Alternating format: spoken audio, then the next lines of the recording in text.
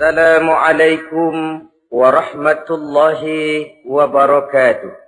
Waalaikumsalam warahmatullahi wabarakatuh. Bismillahirrahmanirrahim. Alhamdulillahi rabbil alamin. Wassalatu wassalamu ala ashrafil anbiya'i wal mursalin. Imamil muttaqin. Sayyidil ghurril muhajjalin. Sayyidina wa maulana Muhammadin. Wa ala alihi wa ashabihil mujahidin at-tahirin. Amma ba'du. Saudara-saudara kaum muslimin rahimakumullah. Dalam kehidupan ini, pada satu sisi memang kita harus melaksanakan berbagai kegiatan amal ibadah. Tetapi pada sisi lain, kita juga harus menjaga. Jangan sampai amal ibadah yang sudah kita kerjakan itu dihancurkan oleh sikap kita sendiri. Bahwa kita sudah sholat, alhamdulillah. Bahwa kita sudah zakat dan memberikan sedekah, syukur. Bahwa kita sudah melaksanakan ibadah haji, thayyib. Apakah dengan demikian amal kita sudah menjadi banyak? Nanti dulu. Jangan berbangga hati dan puas diri. Pada kesempatan yang berbahagia ini, saya ingin menyampaikan satu hadis yang diriwayatkan oleh Imam Ad-Dailami, di mana Rasulullah sallallahu alaihi wasallam pernah bersabda, "Sittatu asya'in tuhbitul a'mal." Ada 6 perkara yang bisa menghancurkan amal yang sudah kita kerjakan. Salat yang sudah kita kerjakan itu, zakat yang sudah kita bayarkan itu, haji yang sudah kita tunaikan itu, bisa dihancurkan oleh 6 perkara ini. Nanti di akhirat, pada saat setiap orang menunggu pahala dari ganjaran amal yang ia kerjakan di dunia ini, kita menanti dan menanti.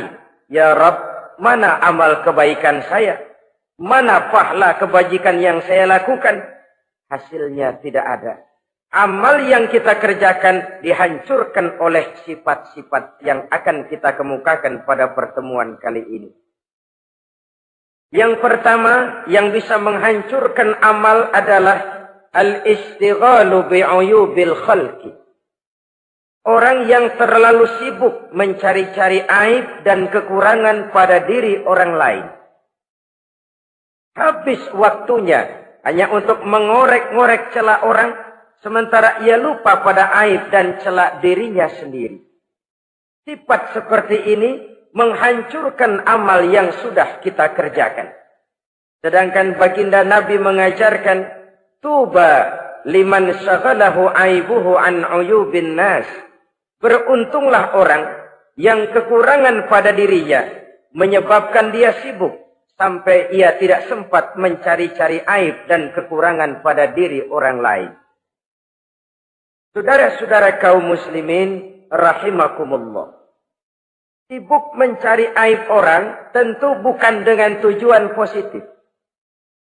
Latar belakangnya kadang-kadang karena jealous, karena hasud, kecemburuan sosial.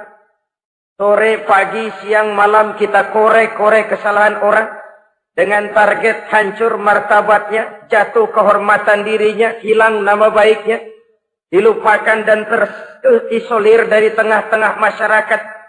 Perbuatan yang demikian sungguh terlalu amat sangat kejam. Salat kita, puasa kita, haji kita bisa dihancurkan jikalau kita terlalu sibuk mencari-cari aib orang lain. Muslim dengan muslim itu bersaudara.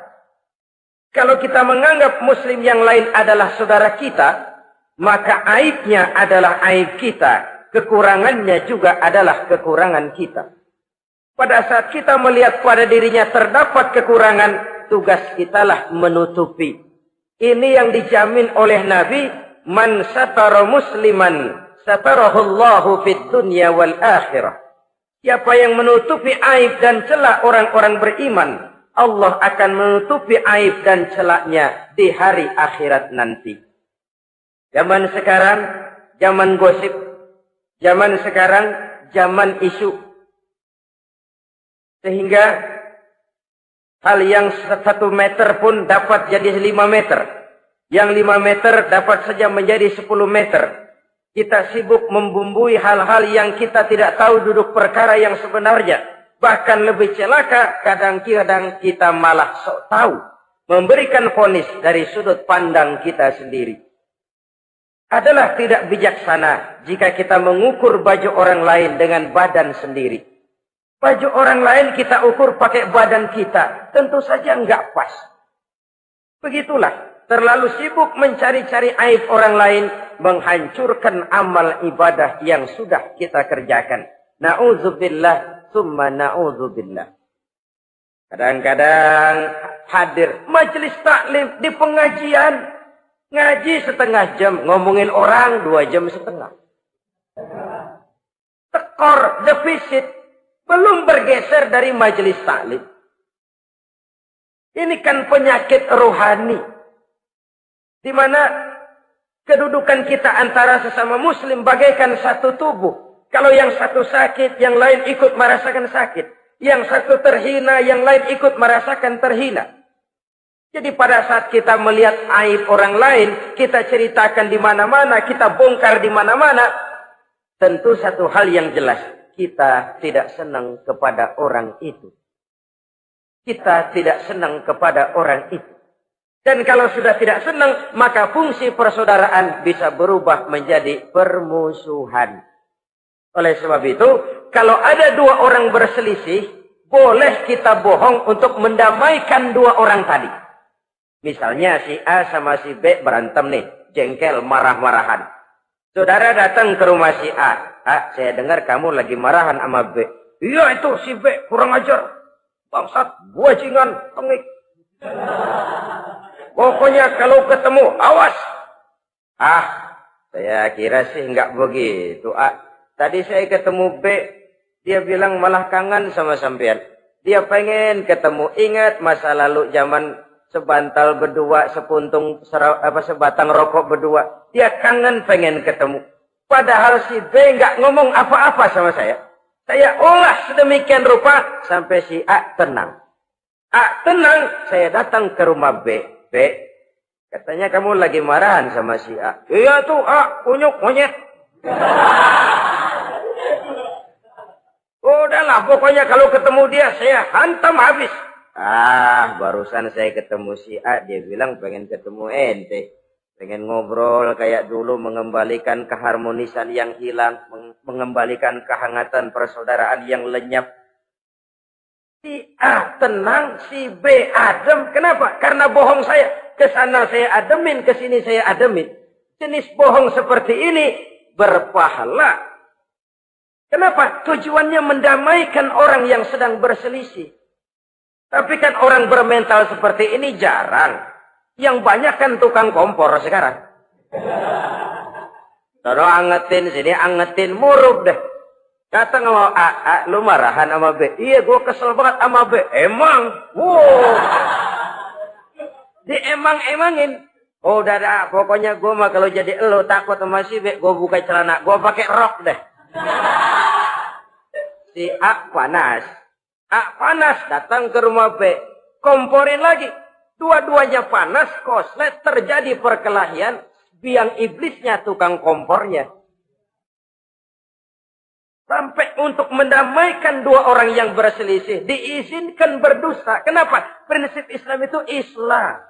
Mencari jalan damai, bukan mengeruhkan suasana. Inilah realitas di tengah-tengah masyarakat. Enakan ngomporin daripada nyiramin.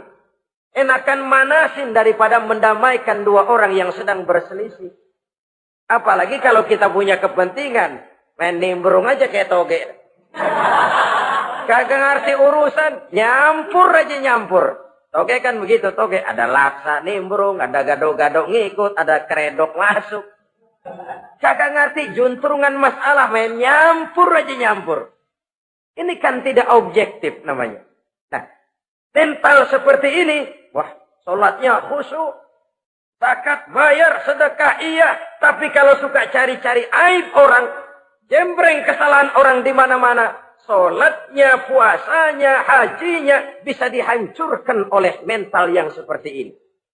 Jangan bangga-bangga, sholat saya sudah banyak, puasa saya hebat, mantap, haji saya tiap tahun mondar-mandir ke Mekah. Tapi kalau mental seperti ini masih ada, waspadalah. Amal yang kita kerjakan bisa hancur oleh mental, sikap mental kita sendiri. Ini yang pertama. Yang bisa menghancurkan amal, terlalu sibuk mencari-cari aib orang lain. Satu. Yang kedua, saudara-saudara, wa qaswatul qalbi. Orang yang hatinya keras, tidak mempan diberikan nasihat. Baik nasihat yang datang dari luar dirinya, ataupun nasihat yang datang dari dalam dirinya. Hatinya keras. Dikasih muka tembok, kulit badak, kuping kebo. Makhluk apa namanya itu? Wallahu a'lam. Rai gedek. Pantas ya kalau kita lihat sejarah, Islam itu turun di semenanjung Arabia. Sebagai test case. Masyarakat Arab 14 abad yang lalu dikenal keras, kasar, brutal, primitif. Dari berbagai aspek kehidupan. Standar, kalau di tengah masyarakat yang begitu keras Islam berhasil, masyarakat lain lebih mudah masuk. Kalau Rasulullah diutus di Cianjur, lalu dakwahnya sukses, saya nggak kagum. Paling-paling datang Nabi ke Cianjur disambut dengan ramah. Enggak, Rasul. Ayo nama kumaha Rasul wae, ayo nama. Pasti aman, damai, tidak ada cerita perang. Tapi Masya Allah, turun di tengah satu struktur sosial yang keras, kasar, primitif.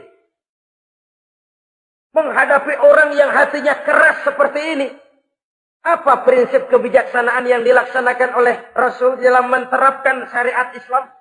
Pertama, at-tadrij bit tasyri'. Dalam melaksanakan syariat, prosesnya melalui tahapan.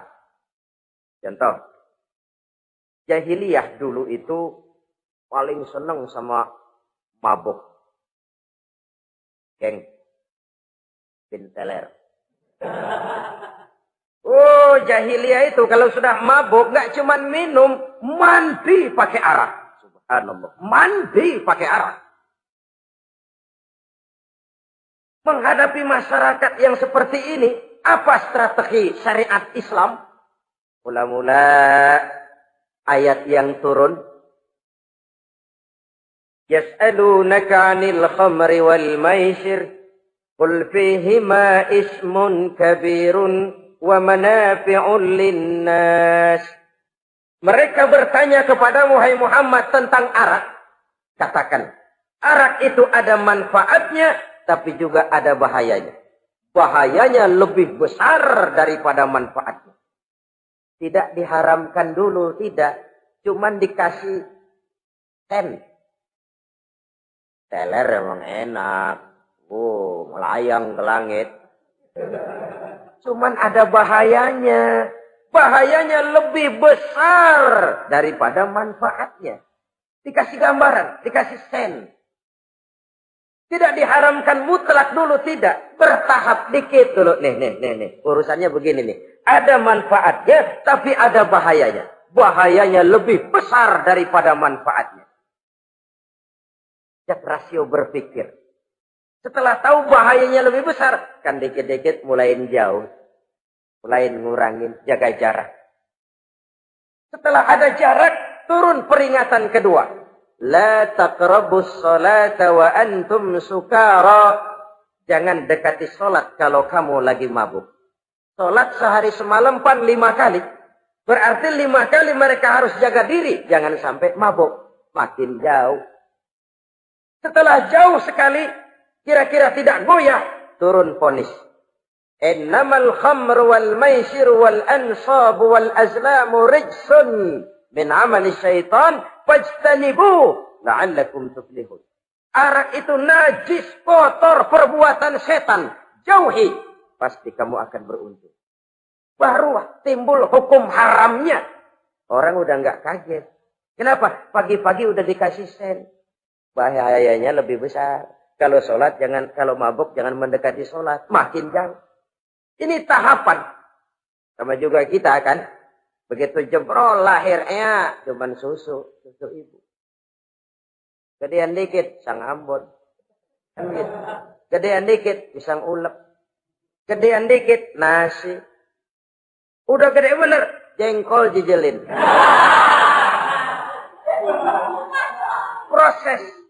Proses. Coba bayi begitu lahir kasih pisang batu, tenggeng. Gak kuat menerima, belum waktunya.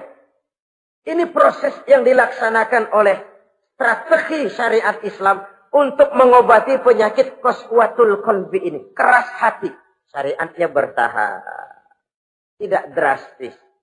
Tidak kalau sudah begitu ya mesti begitu. Tidak. Konsep kedua. Taklilut takalif. Menyedikitkan beban. Coba kita lihat. Seluruh konsep agama. Kalau kemampuan melaksanakan perintah berkurang. Stressing perintahnya ikut turun. Angkat tuh beras 100 kilo. Nggak kuat pak. 30 kilo dulu deh. Ntar balik lagi. Lama-lama juga habis.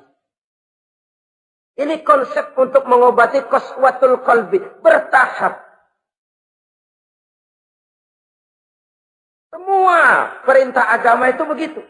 La yukallifullahu nafsan illa wus'aha. Allah tidak memberikan beban kecuali sesuai dengan kemampuan yang dimiliki oleh seseorang.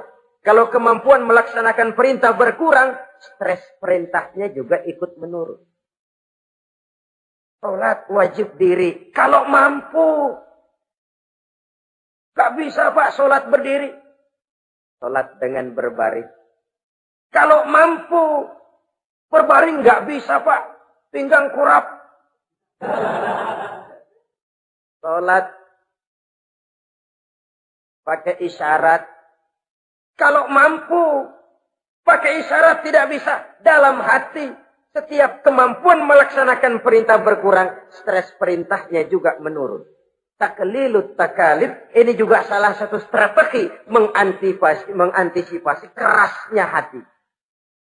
Nah.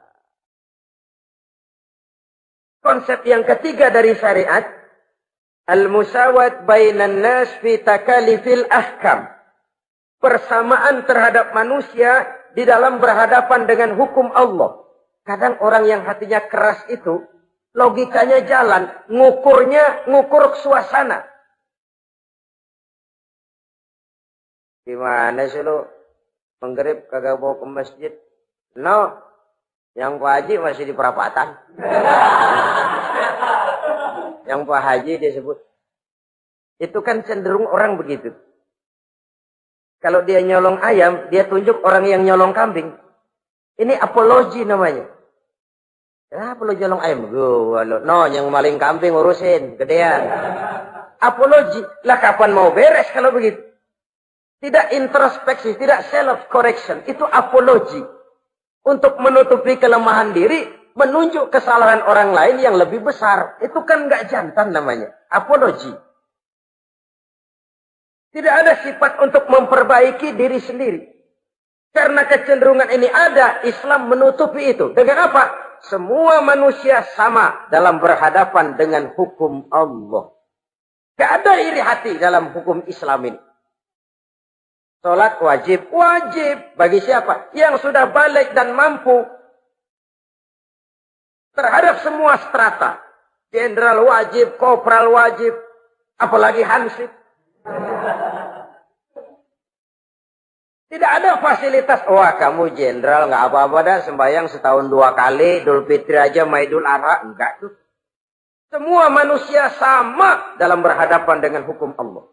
Itu yang Nabi ingatkan. Orang-orang sebelum kamu dahulu hancur. Umat-umat sebelum ini rusak binasa. Kenapa? Karena mereka. Kalau orang kecil berbuat salah. Hukum cepat-cepat ditegakkan. Tapi kalau yang besar berbuat salah, mereka diam pura-pura tidak tahu. Jadi apa ini? Yang namanya mafia peradilan Bukan cuma zaman ayeuna. Sejak zaman sebelum Islam, Nabi sudah mengingatkan. Mereka dahulu hancur. Kenapa? Kalau orang kecil berbuat salah, hukum buru-buru ditegakkan. Rame-rame dikeroyokin. Giliran yang gede berbuat salah, diam pura-pura enggak tahu. Hukum pakai pandang bulu. Saudara-saudara kaum muslimin, rahimakumullah. Oleh karena itu, orang yang keras hati, itu bisa merusak amalnya sendiri. Enggak mempan nasihat, rai gede, muka-muka cuek. Baik nasihat yang dari luar maupun nasihat yang dari dalam, enggak mempan. Kan dalam hidup ini ada nasihat dari luar, dari orang lain, bisa dari fenomena kehidupan. Ini juga nasihat. Oh, dia itu kaya tapi pelit. Hatinya begitu ya. Katanya menteleng. Itu kan nasihat. Itu kan nasihat. Oh, dia waktu berkuasa tapi zalim, matinya begitu. Perutnya pancung.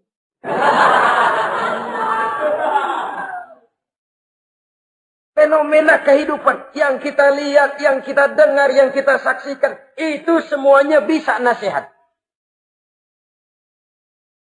Unzuru kaifa kana akibatul mukadzibin. Lihat kehidupan ini. Dunia ini kan sebuah sekolahan besar. Semua yang kita lihat, kita saksikan, kita pelajari, bisa jadi contoh buat kita. Orang yang bijak, yang bisa mengambil hikmah dari manapun datangnya. Baik dari yang baik, maupun dari yang tidak baik. Saudara-saudara kaum muslimin, rahimakumullah. Nasihat yang datang dari luar. Dari orang atau dari fenomena kehidupan. Atau nasihat yang tumbuh dari dalam diri sendiri. Perubahan organisme tubuh. Itu kan nasihat. Ya Allah. Sekarang cantik jelita. Iya, sedang sweet 17-an.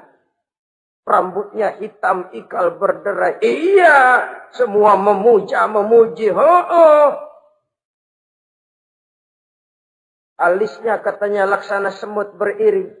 Dagunya bak pauh dilayang. Kalau dia senyum, semua orang terpesona. Sekarang 50 tahun yang akan datang, coba senyum, kabur orang. Fenomena kehidupan. Apa yang tidak berakhir? Kenapa harus keras hati? Kita kata kita berkuasa, berapa hari kita punya jabatan? Kita kata kita kaya, berapa banyak harta kita? Kita kata kita alim, kita tahu. Apa yang kita tahu dari semesta jagat raya ini? Lalu apa yang tidak berakhir? Korun yang katanya kaya, mati itu. Fir'aun yang katanya gagah, mati. Napoleon Bonaparte, the Lion of Europe, singa daratan Eropa, mati. Saking matinya, mati.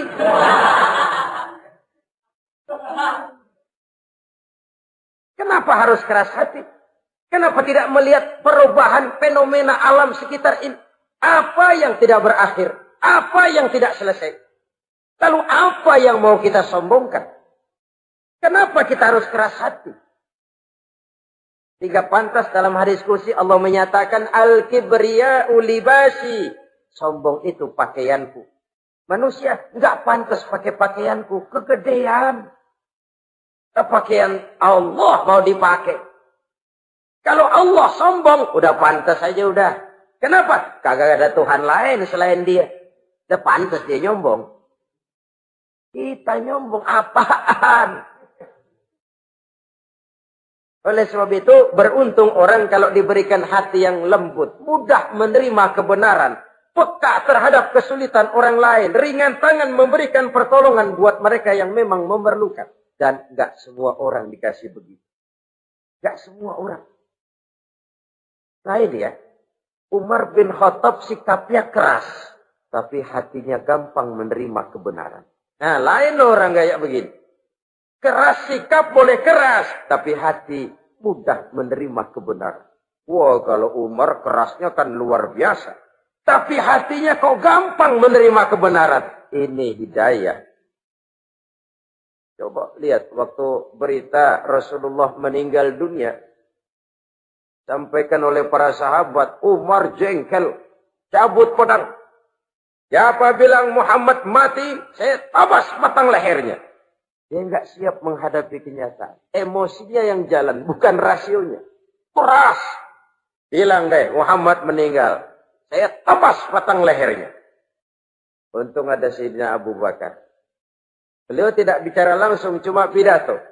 Ayyuhan nas, man kana ya'budu Muhammadan fa inna Muhammadan qad mata. Wa man kana ya'budu Allah fa inna Allah hayyun la yamut. Hai manusia, siapa yang menyembah Muhammad, Muhammad sudah meninggal. Tapi siapa yang menyembah Allah, Allah maha hidup dan tidak akan pernah mati buat selama-lamanya. Sayyidina Umar tersentak. Subhanallah, saya salah. Bagaimanapun Muhammad hanya seorang manusia. Saya cinta dia, saya suka dia, nyawa saya pertaruhkan untuk dia. Tapi dia manusia dan saya tidak menyembah Muhammad. Ia sadar akan kekeliruannya, berlinang air matanya. Keras sikapnya, tapi lembut hatinya. Nah, yang kayak begini, bagus. Ini udah sikap keras, hati keras, yaitu tadi. Buka tembok, kulit buadak, kuping kebo. Diapain aja udah nggak mempan aja udah. Susah yang kayak begini. Saudara-saudara, ma'asyiral muslimin, rahimakumullah. Jadi yang kedua, yang bisa menghancurkan amal kita, orang yang hatinya keras. Wah. Yang ketiga sekarang, yang bisa menghancurkan amal kita itu, wa hubbud dunya. Orang yang terlalu cinta kepada dunia. Nih, pakai kalimat terlalu. Ya. Kalau sekadar cinta kepada dunia, why not? Kita cinta anak dan istri, wajar. Kita cinta harta benda, tentu. Kita cinta sanak famili dan seluruh handai tolan, memang. Kita juga cinta kepada bangsa dan tanah air. Itu bagian dari iman, persilahkan. Yang tidak boleh itu kalau sudah pakai kalimat terlalu. Terlalu. Sebab kalau sudah terlalu, itu sudah di luar kontrol. Orang lalu menghalalkan segala cara. Terlalu cinta kepada jabatan. Akhirnya bergeser. Sholat menghadap Allah. Dengar mau pindah jabatan ke tempat kering. Gerasak gerusuk nyari dukun. Ini kan namanya iya kana budu wa dukun nasta'in. Nggak bisa wong itu satu paket. Kalau iya kana budu wa iya kana nasta'in. Kalau hanya kepadamu ya Allah kami menyembah, hanya kepadamu kami minta tolong. Ini paket, jangan dipisah-pisah. Menyembahnya kepada Allah, minta tolongnya kepada yang lain. Sinkret, bercampur. Iya, kalau es campur enak. Tapi kalau agama dicampur dengan yang lain, nggak enak rasanya. Sama juga begini, ada gelas ya. Kalau sepenuhnya diisi bensin, itu ketahuan, bisa diminum motor. Kalau sepenuhnya diisi air putih, jelas bisa diminum orang. Tapi begitu separuh diisi bensin, separuh diisi air putih, kacau dah. Motor minum, mogok. Orang minum, mabok. Dijual juga nggak laku. Kenapa? Sinkret. Maka Allah pesan, wala talbisul haqqa bil batil. Jangan kau campur aduk yang hak dengan yang batil. Saudara-saudara kaum muslimin, rahimakumullah. Begitulah terlalu cinta kepada dunia sering menyebabkan orang out of control. Bergeser dari garis yang telah ditentukan oleh Allah. Apalagi di zaman sekarang ini. Persaingan hidup makin tajam. Tensi ekonomi semakin tinggi. Gaya hidup semakin konsumtif. Sementara lapangan kerja semakin sulit. Orang kadang kehilangan harga diri untuk mencapai sesuatu yang bernama dunia, lalu menghalalkan segala cara. Sebab itu jangan korbankan keabadian akhirat dengan kesenangan dunia yang cuma sebentar ini. Jangan sia-siakan keabadian akhirat dengan kesenangan dunia yang kadang fata morgana ini. Cintailah dunia, tapi sekadarnya saja, sebagai ladang untuk menanam bagi kepentingan di akhirat nanti. Terlalu cinta kepada dunia bisa menghancurkan amal yang sudah kita kerjakan. Ini yang ketiga. Yang keempat, waqillatul haya. Orang yang sedikit rasa malunya. Rasa malu merupakan bagian daripada nilai-nilai keimanan. Apabila rasa malu berkurang, artinya nilai iman juga ikut menurun. Kita melihat sekarang ini banyak orang pakai pepatah Arab dalam hidup ini. Bul ala zamzam fatu'rab, kata orang Arab. Kalau kepengen terkenal, kencingi sumur Zamzam. Itu bakal ngetop ke seluruh dunia. Sumur Zamzam dikencingin.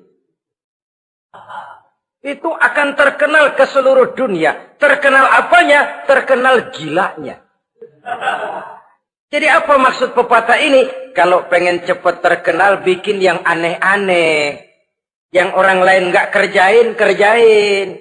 Yang orang lain nggak pakai, pakai. Nanti kan aneh, dilihat orang. Kalau dilihat orang kan cepat ngetop. Pantas apa tidak nomor 18. Yang penting terkenal aja dulu dah. Artinya apa? Rasa malu dikuburin. Rasa malu disingkirin. Kalau sudah sedikit rasa malu, tidak terhalang melakukan perbuatan-perbuatan yang negatif. Satu contoh. Tujuan utama diperintahkan berpakaian itu kan menutup aurat. Tapi Rasul pernah mengatakan, satu saat nanti akan muncul perempuan, nisa'un, kasiyat, ariyat, ma'ilat, mumilat, ru'usuhunna ka'asnimatil bukhtil ma'ilat.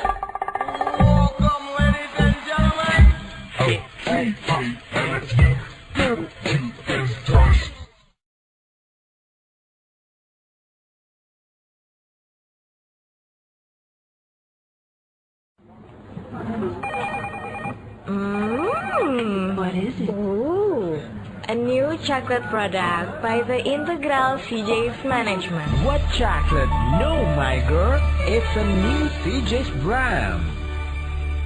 Kepalanya ditata begitu rupa persis kayak punggung onta. Itu rambut lagu apa tahu deh. Ini kan fenomena berpakaian tapi telanjang. Kenapa? Yang dikejar mode, yang dikejar merek. Kiblatnya Paris, London, Roma. Imamnya siapa? Pierre Cardin, Christian Dior, Escada, Etienne Egner. Merek yang dikejar, mode yang dikejar, aurat pontang-panting. Ditambah oleh tayangan-tayangan berbagai iklan yang merangsang anak-anak kita untuk hidup konsumtif. Yo, iyo yo. Cocok iya jeng urang yo. Terangsang dia untuk konsumtif. Dihadapkan kepada kenyataan.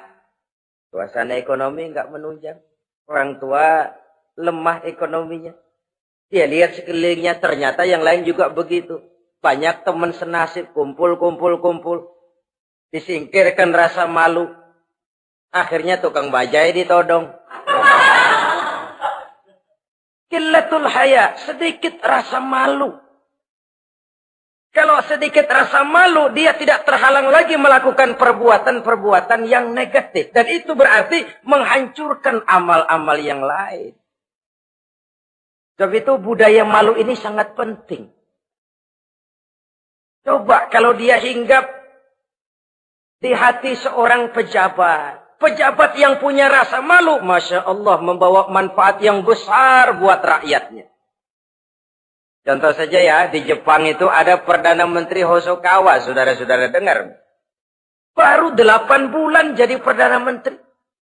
Dia dijuluki Mr. Clean, Mr. Bersih. Diisukan terlibat skandal, cuma 4-6 miliar rupiah. Itu pun buat kampanye kemenangan partainya. Diisukan begitu rupa, malu Hosokawa. Malu mengundurkan diri, baru 8 bulan jadi Perdana Menteri. Mundur, malu. Padahal Hosokawa nggak kenal ketuhanan yang Maha Esa. Nggak kenal. Tapi budaya malunya luar biasa. Nah kalau sudah pejabat nggak punya malu, habis. Kan sekarang umpamanya nih, ada impres desa tertinggal, disunatin. Sampai marah betul itu Bapak, para pimpinan negara kita itu. Tidak ada maaf bagi pejabat yang nyunatin IDT. Kenapa? Kan tipis rasa malu. Turun dari atas sunatin, turun ke bawah sunatin, turun ke bawah sunatin lagi. Nyampe bawah tetelan doang dikit banget. Kebanyakan tukang sunat, saudara-saudara. Budaya malu yang nipis. Orang kaya kalau punya budaya malu, bawa rahmat bagi lingkungannya. Ulama kalau punya rasa malu, nggak jual ayat menghalalkan yang haram, mengharamkan yang halal. Bagaimana Kiai? Haram! Karena belum dapat bagian. Begitu dapat jatah, haram dikit dah. Kiamat umat kalau sudah kayak begini. Budaya malu di segala strata sekarang ini menipis. Dan itu tentu berangkat dari kualitas keimanan. Ini yang perlu dipompa ke permukaan. Dan dilematis memang sering terjadi. Satu contoh, pada satu sisi kita menggalakkan proyek pariwisata. It's okay, kita perlu devisa. Tapi pada sisi lain kita harus menjaga nilai-nilai luhur dari budaya bangsa kita. Jangan sampai kemasukan wisata mancanegara, lalu budaya mereka yang tidak sesuai juga ikut kita serap. Boleh masuk ke Indonesia, pakaian seenaknya, dia mau udah pantas aja udah. Perempuan ayab-ayaban ke pasar pakai kutang doang, boleh, pantas aja. Bocah kita ayab-ayaban ke pasar pakai kaos kutang, perempuan mana panok melulu.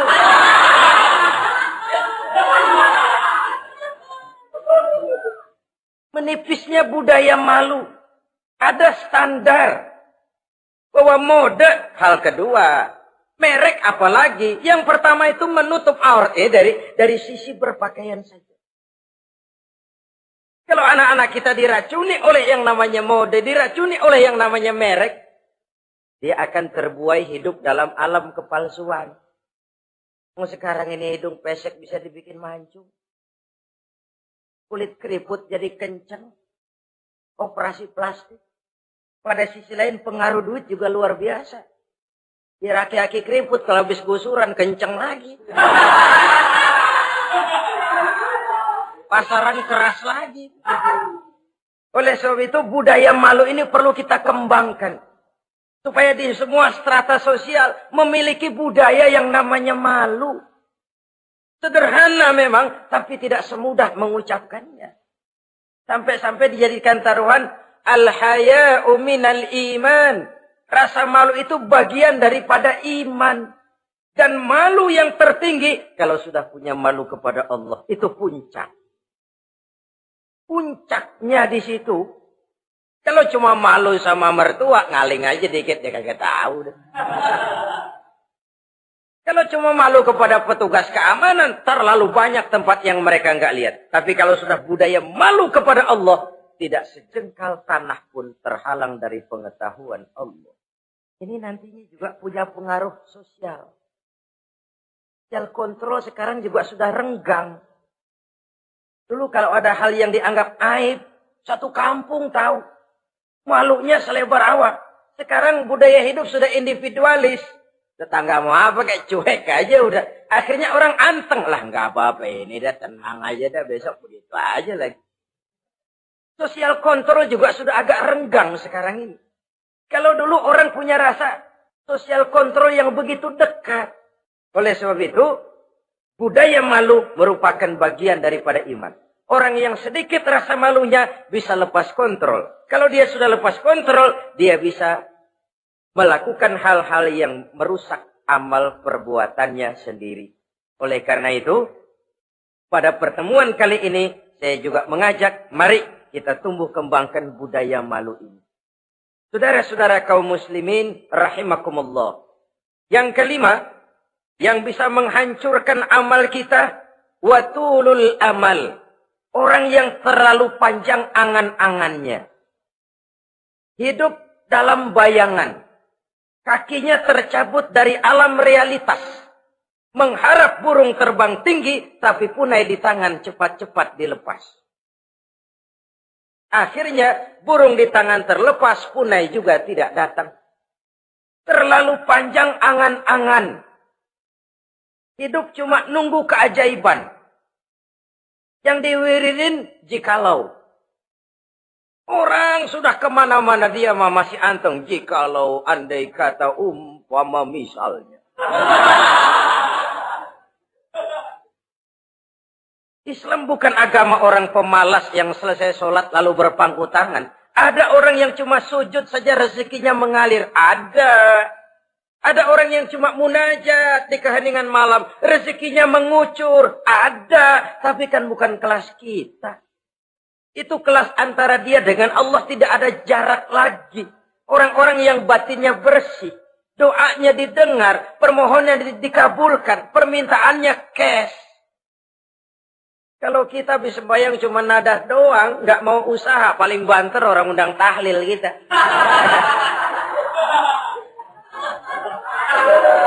Sebesek campur geretan dulu. Kita ini tahap yang bekerja, berusaha, berdoa, tawakal. Pernah dalam satu sholat Jumat Rasulullah di masjid, ada seorang sahabat Baduy datang dari pedalaman mau sholat Jumat, turun dari onta cepat-cepat masuk ke masjid. Ditegur oleh Rasul, ontamu sudah kamu ikat? Belum ya Rasul. Kenapa? Saya tawakal kepada Allah. Marah Rasul. Keluar. Ikat ontamu. Masuk lagi ke masjid. Baru tawakal. Sederhana sekali. Tapi inilah gambaran kehidupan. Ikat ontamu baik-baik. Baru tawakal. Kalau nggak diikat.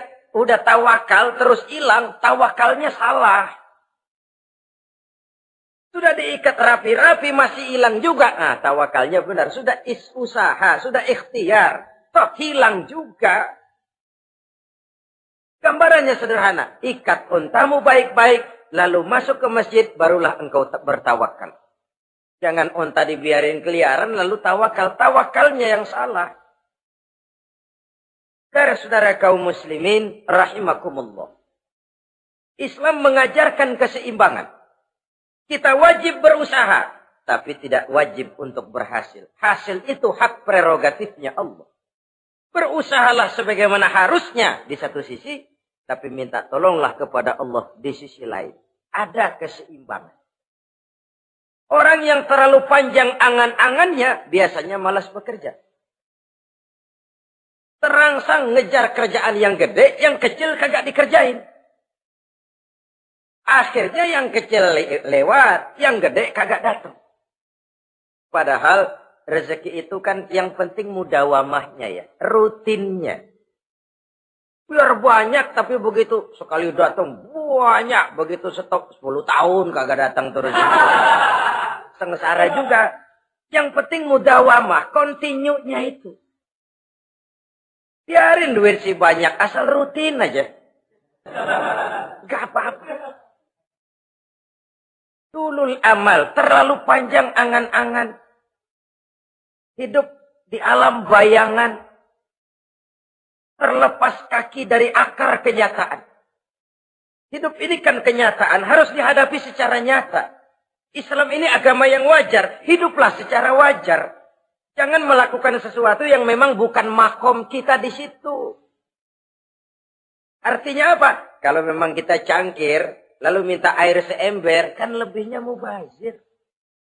Cangkir minta air diisiin seember. Buat apa lebihnya? Bukan makom kita. Jangan tercabut dari akar kenyataan. Siapa sih kita ini? Jangan ibadah baru ala kadarnya, sikap udah kayak wali. Iyalah kalau wali cuma sujud, permohonannya makbul. Kenapa? Dia dengan Allah itu nggak ada jarak. Kita, lapisan dosa kita yang bikin jarak. Makanya sering dijelaskan ya. Kalau ada hadis, siapa yang baca Bismillahirrahmanirrahim, dia lewat di atas air, beku itu air, dia bisa jalan di atas air. Bismillah saja bisa jalan di air. Tapi kan soalnya kemudian, Bismillahnya orang yang bagaimana? Model kita, maaf lah, 1000 kali baca Bismillah, lewat di empang, tenggelam kita. Bukan Bismillahnya yang lain. Yang baca mentalnya, pribadinya yang lain. Makom kita belum di situ. Kalau memang makom kita masih harus berusaha. Bahwa nanti Allah berikan rizki lewat jalan yang tidak kita sangka-sangka. Itu sih urusan Allah. Itu sih haknya Allah. Tapi urusan kita harus berusaha sebagaimana harusnya kita berusaha. Ya, emang jodoh dari Tuhan, apanya pakai nyari, dan ntar juga aja datang cuma nenek-nenek kali.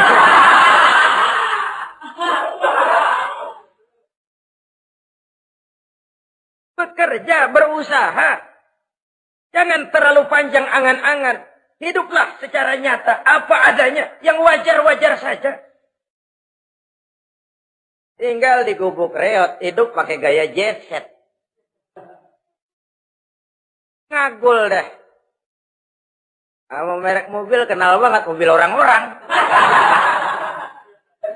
Udah bukan main kalau ngomong dah. Di atas awan hidupnya. Di atas awan. Ngomong kagak ada yang kecil. Gak pakai juta udah. Miliar. Triliun. Ngerokok tetap aja ngombe.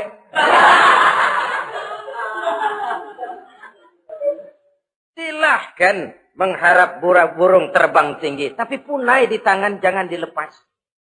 Realitas apa? Idealisme boleh terbang setinggi langit. Tapi kaki tetap berpijak di alam realitas. Ayo kita ngambil contoh dari Rasulullah SAW. Rasulullah itu kan dikasih mukjizat. Fasilitas. Tapi nggak ngandelin. Buktinya apa? Nabi hijrah ke Madinah. Itu kan manusia. Posisi kita terjepit. Ayo hijrah, berangkat. Gak ngandelin Tuhan. Pojok ini dikepung. Kirim dah apaan kayak biar pada mampus nih orang ini. Enggak tuh. Enggak. Walaupun beliau punya mukjizat. Tapi enggak ngandelin. Kenapa kita enggak lihat itu? Perang Uhud kalah. Berlumur darah dari kakinya yang mulia itu. Kalau ngandelin mujizat, apa pantas Nabi kakinya sampai berdarah? Apa pantas sampai kalah? Kenapa enggak rekes, simsalabim, hancur musuh? Tidak, beliau tidak tercabut dari akar kenyataan. Beliau manusia, hidup dan berjuang secara manusiawi. Perkara Allah mau kirimkan mukjizat, itu haknya Allah. Waktu di Taif, saudara masih ingat. Dilontari dengan batu. Menghindar ke kebun anggur. Turun malaikat Jibril. Muhammad. Innallaha amaroni an uti'ak. Allah perintahkan saya datang menemuimu di sini. Untuk mendengar komandomu. Sekarang apa mau kamu? Kalau mau kau orang Taif yang melontari kau dengan batu hancur. Saat ini saya angkat Jabal Uhud. Saya timpakan mereka biar mati semua. Bagaimana? Dalam keadaan terpojok. Dilemparin batu, dikeroyokin, menghindar ke kebun anggur. Turun Jibril nawarin bantuan. Apa jawab Nabi? Jangan Jibril. Jangan. Saya diutus bukan buat ngancurin orang. Saya ini rahmah bagi alam. Tapi kamu disambitin. Biarin. Saya berjuang jangka panjang, Jibril. Kalau sekarang mereka ingkar, barangkali nanti anak-anaknya mau beriman. Saya tungguin anak. Kalau anaknya kafir lagi Muhammad, cucunya. Oh, susah Muhammad, susah. Kenapa? Bagaimana bapak, begitu anak. Tidak begitu. Lalu mau kamu apa? Saya mendoakan mereka. Allahumma hdi qaumi fa innahum la ya'lamun. Ya Allah, berikan hidayah kepada mereka yang nyambitin saya. Karena mereka enggak tahu. Disambitin, berdarah, yang nyambitin didoakan. Pada satu sisi ini menunjukkan tingginya akhlak Nabi. Pada sisi lain ini menunjukkan Nabi juga mengatur strategi secara manusia. Tidak simsalabim. Tidak tercabut dari akar kenyataan. Padahal kita kalau lagi kepepet, ada yang nolongin, kan demen banget. Kali mah kalau kita yang jadi nabi tuh, disambitin orang, turun Jibril, bagaimana hancurin? Sikat Jibril dah. Habisin aja, habisin. Hijrah ini usaha ikhtiar manusiawi. Perang kalah manusiawi. Putra tercinta wafat, berlinang air mata, manusiawi. Sakit, manusiawi. Padahal punya mukjizat. Tapi enggak ngandelin. Semua nabi juga gitu. Nabi Musa dikasih tongkat. Tapi berapa kali tuh tongkat dipakai? Waktu ngelawan tukang sihir. Waktu nyebrang di Lautan Merah. Itu aja. Selebihnya Nabi Musa berjuang secara manusia. Berusaha. Gak mentang-mentang punya mukjizat. Tongkat tiap dapat kesulitan. Awas tongkat.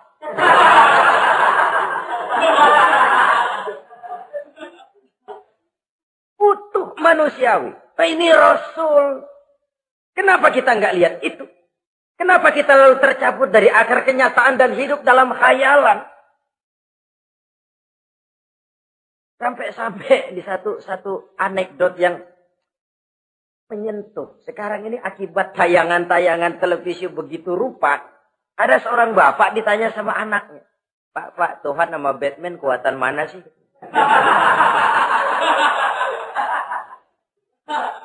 Logikanya sudah dipenuhi oleh gambaran Batman. Bahwa Batman itu kuat, gagah, menolong yang lemah. Timbul logika. Kuatan mana sama Tuhan gitu. Pengaruh yang dia lihat itu membentuk opini. Sama juga sekarang coba lihat ibu-ibu. Kalau udah Cassandra, itu masakan ditinggal tuh angus di dapur. Angit tuh tempe juga. Saudara-saudara kaum muslimin, rahimakumullah. Begitulah yang kelima, yang bisa menghancurkan amal kalau orang terlalu panjang angan-angan. Hiduplah secara wajar karena Islam memang agama yang wajar. Jangan melakukan sesuatu yang memang bukan makom kita di situ. Jangan melakukan sesuatu yang memang bukan posisi kita di situ. Kullun ya'mal ala syakilatih. Jangan minta ayam menggonggong. Jangan minta kambing mengeong. Bukan bagiannya. Bukan bidangnya. Sama juga orang ngomong, apaan mubalik kerjanya ngomong doang. Sekarang kan zaman pembangunan. Mana ada mubalik ngurus irigasi.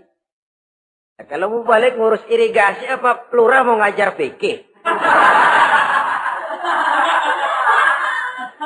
Jangan tercabut dari akar kenyataan. Toh prinsip modern saja mengajarkan the right man on the right job. The right man on the right place. Orang harus ditempatkan sesuai dengan bidangnya. Jangan tercabut dari akar kenyataan. Inilah kita. Dan inilah yang harus kita lakukan. Hidup ini kenyataan. Hadapilah secara nyata. Perkara Allah mau membuat yang lain. Itu hak prerogatif Allah. Bukan urusan kita. Yang terakhir saudara, yang keenam yang bisa menghancurkan amal kita, wa zalimun la yantahi. Perbuatan zalim yang tidak sanggup dihentikan. Zalim kepada Allah, zalim kepada makhluk atau zalim kepada diri sendiri. Ada orang zalim kepada Allah. Begini banyak nikmat yang diberikan Allah, enggak sanggup dah kita ngitungnya. Dari bangun tidur sampai tidur lagi nikmat enggak pernah berhenti itu. Bahkan kita tidur sendiri. Sadar nggak kita waktu tidur nggak berdaya? Coba ketika kita ngorok pulas, andai kata kecoa 16 masuk ke kuping kita. Siapa yang mau jagain? Siapa yang mau jagain? Nikmat. Belum pernah nikmat Allah berhenti. Begini banyak nikmat yang diberikan. Dan Allah cuma minta satu, syukuri nikmat itu. Kalau kamu syukuri, aku tambah. Kalau kamu ingkar, asal tahu saja azabku itu pedih, kata Allah. Orang yang zalim kepada Allah, orang yang tiap hari memakan nikmat Allah, tapi enggak pernah mensyukurinya. Akaltum ni'mata rabbikum walam tashkurulah. Kamu makan nikmat Tuhanmu, tapi enggak pernah kamu bersyukur kepadanya. Itu zalim kepada Allah. Pak, dalam hidup ini kan kita dikasih waktu 24 jam sehari semalam. Sehari semalam, 24 jam. 24 jam itu Allah kan enggak minta semua. 5 waktu saja kau lapor kepada aku. Sholat. Sholat kalau bagus, 10 menit kan. Aroda tuh sholat bagus. Kilat 5 menit dah. Kilat khusus 2 menit. Cepet dia nggak pakai perangko. Taruhlah yang menengah kita ambil 5 menit. Kalau 5 waktu, 5 kali 25, 5 kali 5 berarti 25 menit untuk lapor.